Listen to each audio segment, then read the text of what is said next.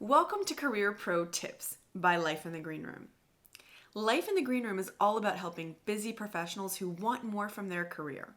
We provide action-oriented, tool-based plans and programs to help you take action and start driving your career where you want to go.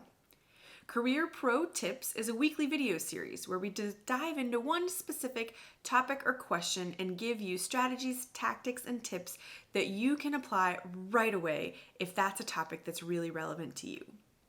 My name is Heather Green McLinn, and I'm the Vice President of Marketing at a Fortune 500 company. I have used these tips and strategies, and I have seen my peers, my colleagues, and my team use them. I know that they will help you start taking ownership of your career.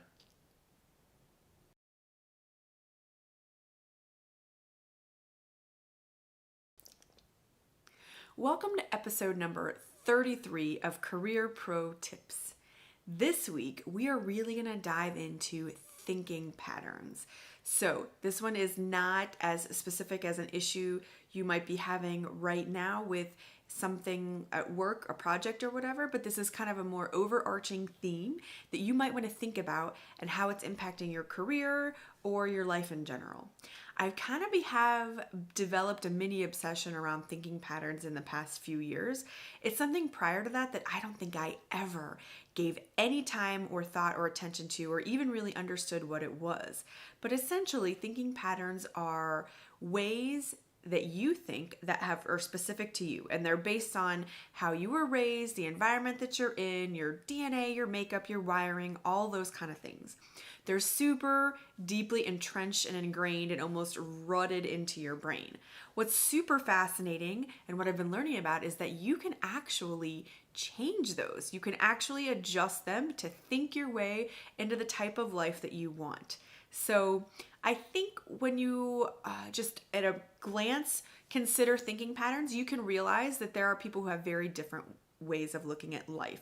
So if you consider an example of an extreme optimist versus a pessimist, you can really see how people look at things a different way. But how you're approaching life really can impact the life you actually have. I'm starting to believe, after a lot of this research I've done, you can actually think your way into the life that you want. So that's pretty exciting and super powerful. But what do I do with that?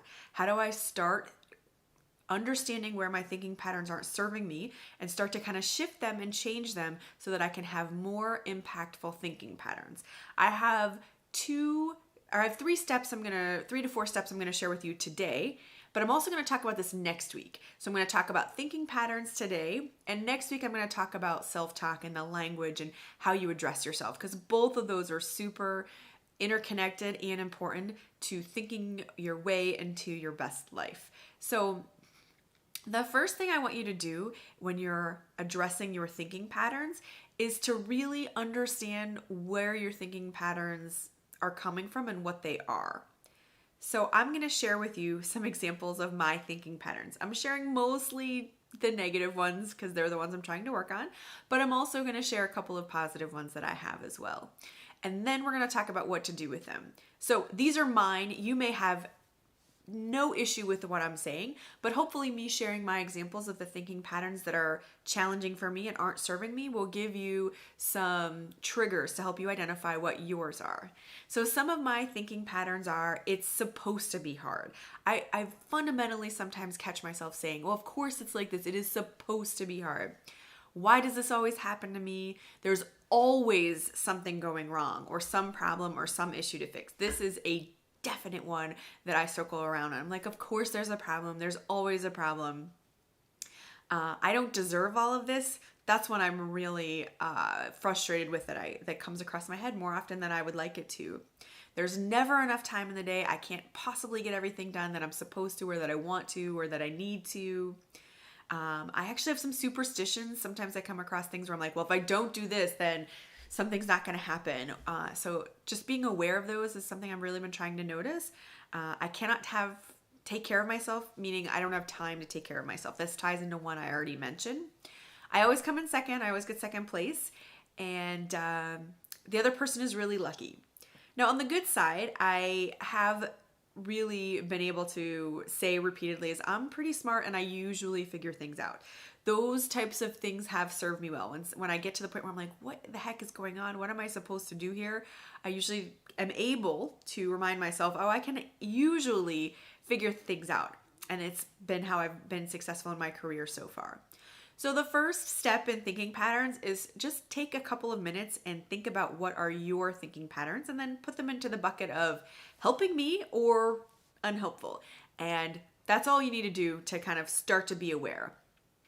Then the second thing we're going to talk about in the rest of the session here for Career Pro Tips is, what do I do? I mean, your ultimate goal is to override them. They can be changed, but it will take time because it's like a really deep rut in your brain. I mean, I literally think it's in your brain. So you might try to drive away from the rut and then it's going to veer back in because that's really deep. So my first suggestion under the step 2 of overriding it is to be gentle with yourself. Expect this to take a long time, but to be worth it. Because if you work on it for a year, I mean, a year is a really long time, but if you all of a sudden can break something you've been thinking for your entire life, how powerful is that going to be for you? It's going to be amazing. So just expect that it's going to take a little bit of time for you to work through that. So what I want you to do is identify things that you could say instead of it. So one of mine, the first one I mentioned, was it's supposed to be hard. Every time I feel myself kind of getting into that rut or into that mindset, maybe I can take a step back and say, it doesn't have to be hard.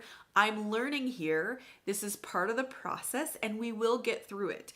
Just kind of reframing it into saying, it doesn't have to feel so difficult and challenging and like I'm pushing against a brick wall all of the time. I can take a breath and understand that it might be challenging, but it's not impossible, and I will grow and learn as we get through this challenge.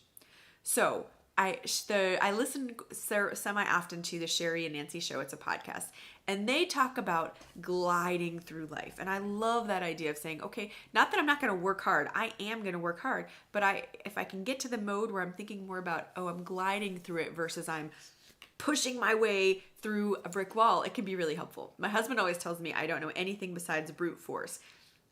He's right. And so how do I, now that I'm aware, how do I try to use some other methodologies to get things done? The third step is to expect yourself to backslide when you're doing this. You may be doing really well and then things get crazy and really tense and all of a sudden you find yourself back into your really, your old rutted thinking patterns. That's okay. Once you catch it, no problem. Then that's your perfect chance to say, all right, I'm going to start again. I'm going to start working on replacing my thinking pattern with one that's better for me, that serves me more. And then the fourth step I have is to work on one and work on one for a long time. And then as you feel good about that one, work on the next. If you try to tackle like 10 thinking patterns that aren't serving you at the same time, I'm worried it might be too much and your brain is going to not be able to know what to do. And then you're going to get frustrated and throw all of them out. So I recommend starting with one thinking pattern, really sticking with it, working hard on that, and then moving to the next one whenever you're ready. I would love to hear your thoughts on thinking patterns. It's something I've spent a lot of time recently thinking about, and I think it has so much power and influence, and I kind of wish I'd been thinking about it for the last decade, not just the past few years. So let me know what thinking patterns you're trying to rewrite and what's been helping you in this area. Until next week, here's to owning your career journey.